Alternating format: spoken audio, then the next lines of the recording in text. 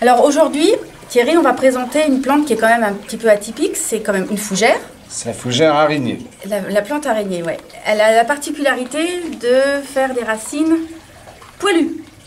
Enfin, qui ressemble à une grosse migale. Voilà. Hein. Ce sont ces rhizomes. Moi, c'est ma préférée. Ils sont très velus.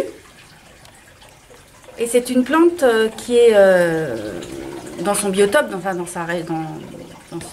son d'origine, voilà, qui vit qui est une plante épiphyte. Alors épiphyte, ça veut dire quoi? Accrochée, soit dans un arbre, soit lovée au creux des rochers. D'accord? Mais en aucun cas, quand on dit épiphyte pour cette plante-là, elle utilise la sève de l'arbre haute pour se nourrir. C'est-à-dire qu'elle l'utilise simplement comme support. D'accord? C'est pas comme le gui qui, lui, puise dans les réserves de l'arbre quand il se met dans... Ouais, là, c'est plus une épiphyte. Là. Voilà. Donc, je sais pas si c'est... C'est une plante parasite. C'est une plante parasite, voilà. La différence. Donc, là, on a parlé des rhizomes qui sont poilus. Alors, toi, tu as fait des boutures. Moi, ça m'intéresse parce que je vais essayer de faire un coquet d'amas avec. Parce que l'avantage, bon, ça sera plus une boule verte, hein, mais il n'y aura pas de... Comme c'est une plante épiphyte, bon, on va la suspendre. Elle n'a pas besoin de peau, normalement. Elle n'a pas besoin de peau et voilà, ça aura d'un plus bel effet. Oui. Donc, j'aimerais que tu me dises, puisque je sais que tu as fait des... Nous, on appelle ça des boutures, hein, on prélève sur un rhizome. Mais toi, tu as fait différemment. Tu as toujours prélevé sur un rhizome, mais... Pas de feuilles dans une fougère, on parle de fronde. Donc voilà, là, c'est sa fronde. Là, elles sont toutes bien parties. Donc effectivement, normalement, quand on prélève un morceau de Dahvalia, on prélève avec un morceau de fronde. C'est-à-dire qu'on va chercher la patte, qui est le rhizome, d'accord? Et on prélève avec un démarrage. Voilà, là, par exemple, je vais aller chercher, voilà mon rhizome, voilà ma fronde, et ensuite, c'est tout bête, j'utilise même pas d'hormones de bouturage, ça sert à rien. Je la fais tenir, et c'est là la difficulté, c'est qu'il faut la faire tenir. On peut pas bien l'enterrer? Non. Il faut quand même qu'elle reste en surface. Il faudrait presque que tu utilises... Ah voilà, et voilà. Fil de fer. Donc après, on va chercher un petit fil de fer, souvent utilisé par les fleuristes, ou si vous avez des petits crochets, ça marche aussi. On le coupe. On va faire un cavalier. On fait un cavalier et on la fait tenir comme ça.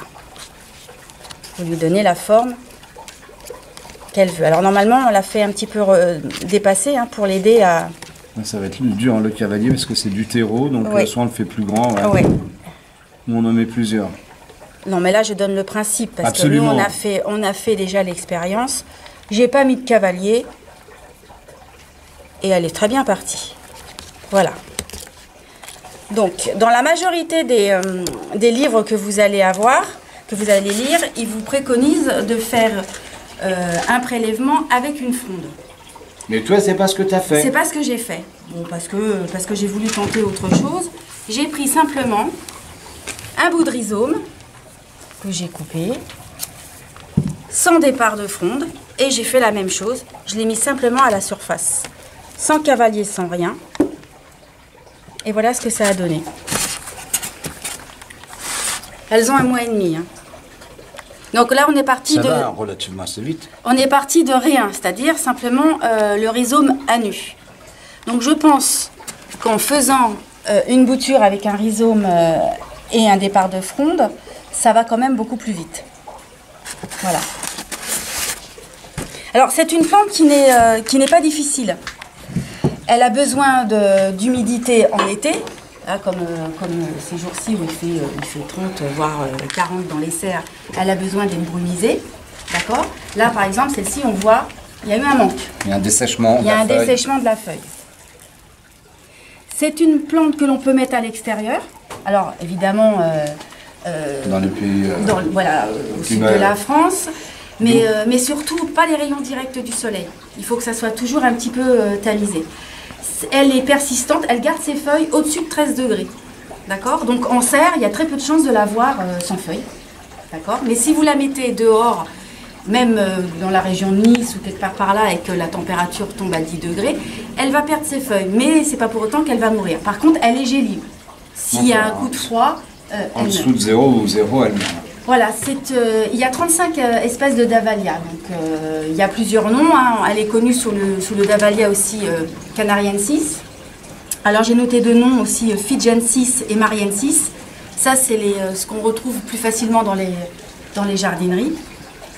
Qu'est-ce qu'on peut dire d'autre? Alors le terreau, c'est important. Faut qu'il soit bien drainé. Bon, même si on a dit qu'elle aimait bien vivre de manière accrochée dans les arbres, elle a quand même besoin d'un substrat quand on fait du bouturage. Et donc, préférez un terreau acide. Alors, vous mélangez du terreau, de la terre de bruyère, du sable grossier, vous voyez, quelque chose de bien drainant pour que l'humidité ne stagne pas, ça a la horreur de ça, mais donner un petit peu d'acidité. Voilà, que dire de plus? Alors, les arrosages. Alors, là, tu as fait ta bouture. Oui. Hein, on rappelle, tu as mis... À combien tu l'as, la chaleur a été tenue à combien? Elle a été à 20 degrés, minimum à 20 degrés. 20 degrés. Mais bon, c'est monté à 30, hein, on est d'accord. Oui, à chaque fois, c'est... Mais le minimum a été de 20 degrés quand même. Les fréquences d'arrosage? Alors, par ces fortes chaleurs-là, c'est quasiment tous les jours qu'on arrose. Hein, parce qu'il y a un dessèchement, il fait 40 hein, quand même dans les serres. Si vous avez une température de 20 degrés, 2 fois par semaine, ça devrait suffire. Il faut maintenir une humidité constante, mais pas un excès d'eau. D'accord, parce que comment ça s'appelle? Il est dit que si on arrose sur les poils, ça pourrit. Oui. C'est pas... nous, on l'a fait, on a été obligé d'arroser. Ouais. Quand on arrose cette bouture, on est bien obligé d'arroser sur les poils. Oui. Et ça ne pourrit pas. Non. Mais parce qu'on a beaucoup de chaleur. Voilà. Effectivement, si vous arrosez, qui fait 15 degrés, que vous arrosez tous les jours, que vous arrosez les poils, il va y avoir une pourriture. Il va y avoir de la pourriture qui va s'installer. Tout est une question de dosage, mais aussi en fonction de la température ambiante dans laquelle on travaille. D'accord? Alors, facile d'entretien.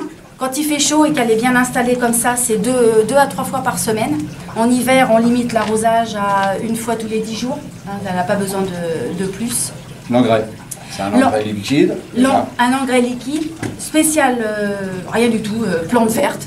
C'est pas un engrais spécial, si ce n'est que par rapport à la dose qui va être préconisée sur votre engrais plante verte, par exemple, vous diluez de moitié. C'est-à-dire que si c'est préconisé un bouchon pour 1 litre, faites un demi-bouchon. Et 1 fois par mois, ça suffit largement. Elle n'a pas besoin de plus.